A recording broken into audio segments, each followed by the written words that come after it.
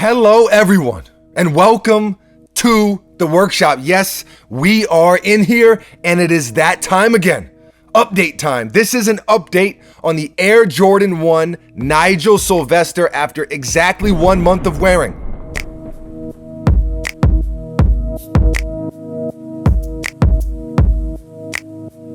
"30 days. Time flies." I feel like we almost need a theme song or something for these types of videos, these updates. It's an update.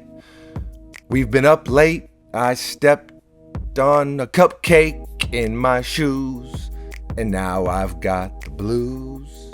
That's possibly the best theme song I've ever heard. Yes. Yes. Actually? No. Okay. Once it be your own people. Once again, my brother, knife in the back, et tu, brute. Okay.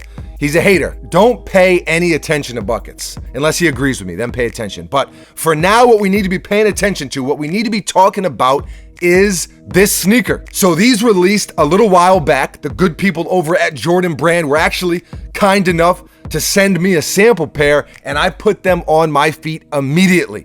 I talked about this in our initial review video. If you want to see that video, by the way, we will put a link in the description. You can check that out. But I talked about it, and I said, this is one of my favorite sneaker releases of the year. I knew that before I even laced them up. They're that good. I love everything about this shoe. I love that they're already pre-aged and have that pre-worn look to them that encourages people to actually wear the shoe. I mean, it's already beat up, so you don't have to walk around like a penguin with a herniated disc in his back trying to avoid creases or any dirt. It promotes actually wearing them, and I really dig that. I love the way Jordan Brand and Nigel rolled the whole thing out. It kind of reminded me of the Sean Wotherspoon Air Max release earlier in the year, giving pairs to the homies.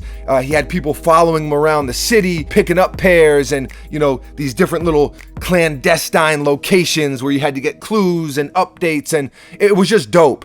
It made it feel more organic, more authentic, and I think that's what a collaboration is all about. And last but not least, Nigel is from New York City, so that's a bonus. Supporting somebody from New York City is always a good look. I love everything about the shoe. That's the moral of the story. Now let's talk about what these are like after a month. So comfort-wise, well actually let's rewind. I guess rewind would be this way. Let's rewind a little bit further, and just as a general information point, these fit true to size. The Jordan 1, true to size. Now, as far as comfort goes, the Jordan 1 is not particularly comfortable, but it kind of depends on the materials used. Better materials, better quality leather equals more comfort. And these are made with really nice leather. So in turn, the comfort is better than a lot of other Jordan 1s. Now, everything is relative. Is it as comfortable as a Nike React sneaker or an Adidas Ultra Boost? No way. But it's a more comfortable shoe than most other retros, and as you wear them and break them in, they get even a little bit more comfortable. As I mentioned, the whole look of these is that they look beat up right out of the box, but in 30 days, I have put some major miles on these. I have worn them all over the place. Here in Florida, I wore them in Nashville, Tennessee.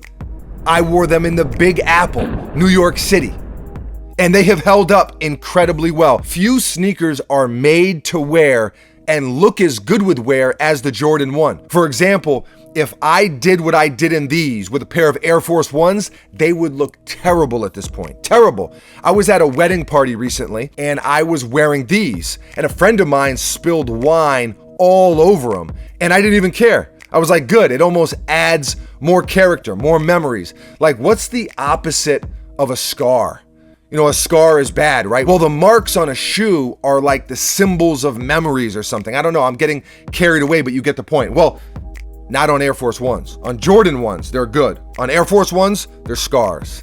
So I love the Jordan 1. I love this collab, but we always talk about pros and cons with these update videos. This is the life test. You can't just discuss the pros. But if I'm being honest, for me, this shoe is pretty much all pros. The only con would probably be something I already mentioned, the comfort. They aren't super comfortable. It isn't bad comfort, it's just not great. It's average comfort. So I guess that could be or would be considered a negative. And I know another con for a lot of people is what I actually like most about the shoe, and that is that they are pre-aged and distressed and beat up, etc. Most people, myself included, we like sneakers that look fresh and crispy. How many times have we tried to slow down or unyellow an aging sneaker or clean them up, and then here these come along and they're yellowed and thrashed right out of the box? But I think it works perfectly on this sneaker and for this collaboration. But I do acknowledge and I can see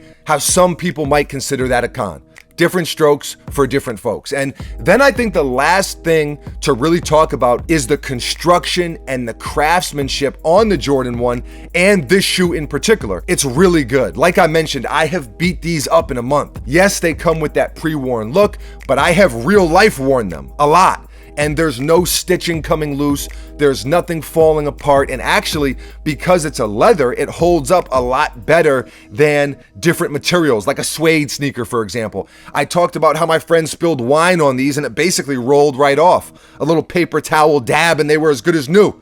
Or in this case, as good as old. I think this shoe is amazing. I'm sure you've put that together already. I've made that clear. It's one of my favorite shoes this year. They encourage people to live their life and wear their sneakers, and they hold up well. There's good materials, there's good craftsmanship. The concept is dope. Comfort is average. And that's pretty much the only con for me, like I mentioned. And that's the rundown on the sneaker. That's what I have to say about this shoe after a month of very heavy wearing. Leave a comment below and let me know. Let us know, what sneaker should we put through the life test next? We love making these videos and creating these videos. Obviously, they take a little bit longer because we have to actually live life in the shoe, but I think these videos provide so much more value than a regular sneaker review. Because after wearing them, and I'm not talking about a couple times, after really, really wearing a sneaker, you have such a better feel for it. And these are a lot more fun to put together and to bring and present and provide